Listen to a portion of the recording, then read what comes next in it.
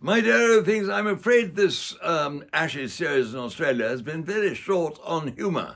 But when you lose, as England have just done, it's not very easy to be funny about it. But one great funny moment has just arrived. I was saying in my YouTube video yesterday that Harry Brook has got to go. And after all that business, the altercation with the bouncer in the nightclub in Wellington before the Ashes series began. And one of my splendid viewers has said very pertinently that Brooke still hasn't learned not to hook all bouncers. Isn't that lovely? So he's certainly got to learn that, and he mustn't hook all bouncers. This time it was a bit of fisticuffs, whereas hooking bouncers on the field of play ends up in a catch at deep square leg, doesn't it? A little bit different, but let's hope Brooke has learned his lesson, and let's hope he's also learnt not to hook any bouncers, in the sense that my splendid viewer has meant. Yes, I'm afraid it was an absolutely shambolic Ashes tour. But the one player who's been consistently beautiful, wonderful and splendid throughout the whole of this is Peter Christian, a wonderful middle-order batsman, a brilliant bowler and a smashing fielder. Have a look at their website, all these wonderful clothes to suit you wherever you may go. And they've maintained, I should say, their level of consistency throughout. So bung in your orders. Peter Christian will give you a discount and you will be very happy with what you receive. Well, there is going to be a lot of fallout from this tour. Of course there is. When a tour ends quite as disastrously, well, it was disastrous from the beginning too, wasn't it? Heads have got to fall. I was saying yesterday that Brendan McCullum, the principal really, the coach, the manager, the man who's really geared English cricket, geared it and steered it in the last few years, the last 4 years, he staked so much on this tour, I think he's got to go. And McCullum himself has become a little bit arrogant, saying that he won't be told what to do by the ECB and that he can get the best out of the players. Well, he is being a bit arrogant. I'm afraid his time has come. He's got 2 more years to run in his contract. It's going to cost the ECB $1 million to get rid of him, but I'm afraid they've got to dig into their pockets and do this for the future of England cricket. So McCullum must go. Also, I was saying yesterday that Harry Brook must go as the captain of the white ball side and indeed as the vice captain of the test side. His irresponsibility is enormous. He enjoys a drink, but he cannot control himself at the moment. And until he really learns to do that, it is his job to score runs and to take catches at slip, but not to manage the side. And of course, he is at the moment vice captain of the test side. And if Stokes' body doesn't let him go on, Brook could find himself elevated into the job of test captain. And that would not, I think, be right. I don't think he's the chap now to take this on. There are going to be all sorts of problems. Stokes at the moment, I hope, will keep on the test captaincy. If he doesn't, well, we've all got to scratch our heads a bit. As far as the white ball captaincy is concerned, I think Brook has got to go. And if they have difficulty in finding a successor in the immediate future, I think they may have to go back to Jos Buttler and say, look, will you come back and do it for a short time, which I'm sure he would do.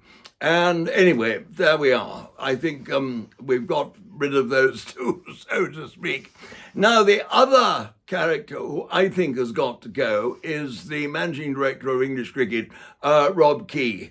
A Kent batsman who scored 200 in a test at Lords once against the West Indies, but it was he who brought Stokes and McCullum together in 2022. He said then, buckle your belts and get ready for the ride. Well, that was splendid, but since then he's really taken his eye off the ball.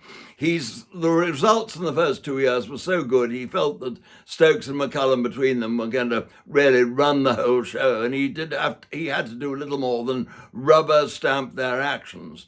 Well, Key has been in Australia, And I don't think he really came out of it too well. He will have known exactly what went on with Harry Brook in New Zealand, and yet was happy to authorise the players going up to Noosa for 4 days after they'd lost the second test in Brisbane. And it is ironical, isn't it, really, that at the end of the Noosa trip, it was Harry Brook himself, and you thought he would have realised how careful he had to be, really, honestly, to drink water throughout and stay in his room pretty well, because he didn't do very well in New Zealand, but he said at the end of Noosa, we had a belting time. Well, maybe he did, but I don't think it was a great advertisement for him.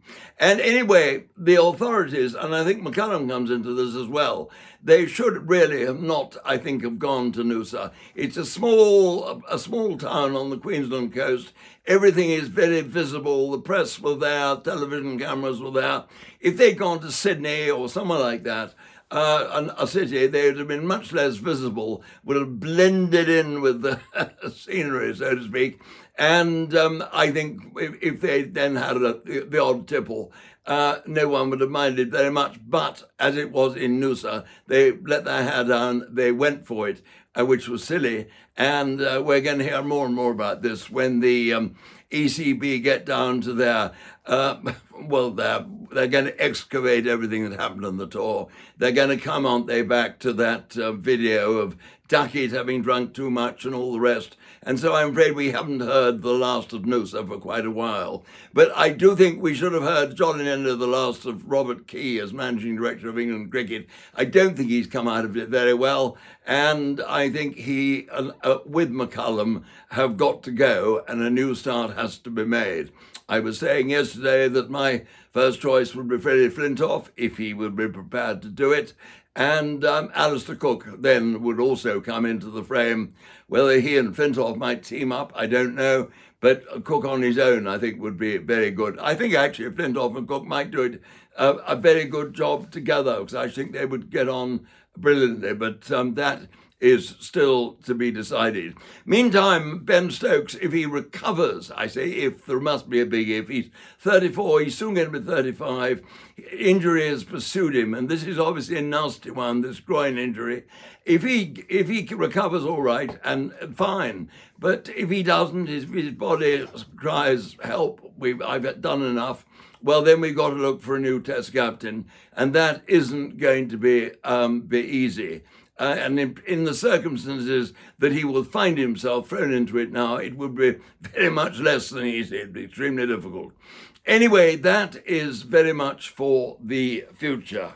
And the other person who I think has got a little bit to answer for, perhaps, is Richard Gould, the he's the chief executive of the ECB, because he, I think, too, will have known, obviously, about Harry Brook in New Zealand and what he got up to, obviously, because Brook was fined the maximum amount.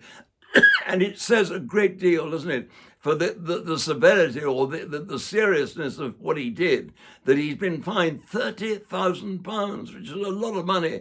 And so Gould would have known all about that. And then I think Gould should have probably have stepped in and made sure that the trip to Noosa didn't actually happen.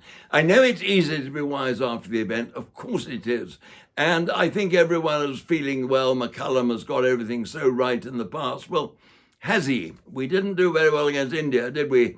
Both home and away. And now in Australia, of course, we've collapsed in a heap. So there we are. A lot of things have come from this tour. And but the great shining thing is Bethel. Now, Bethel 154, a magnificent innings in that second innings at Sydney in the final test match. People are saying, here is the man to take on the white ball captaincy, to take on perhaps the vice captaincy of the test team. He's not yet. I'm sure his time will come. I'm sure Bethel will captain England. I'm sure he'll probably do the white ball job as well, but not yet.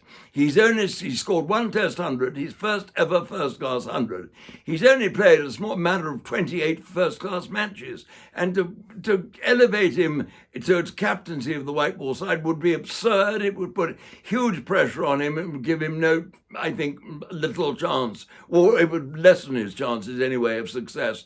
So I wouldn't do that under any circumstances. And as I was saying earlier, if the white ball side has a problem finding a captain, I'll go up to Jos Buttler and ask him to come back for a limited time while another successor was found.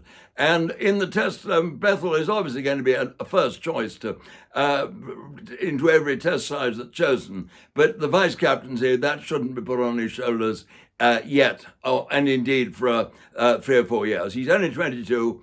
Let him get sort of 3 or 4 more years under his belt, and then the time will come.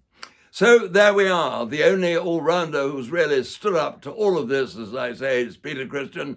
So get your orders in, have a look at that wonderful website, and do continue to watch this, because I am going to be very much on the ball with not only the ODIs, 3 ODIs in Sri Lanka, which is coming up towards later in the month, but then the 3 T20s. And all this is a prelude to the T20 World Cup in India.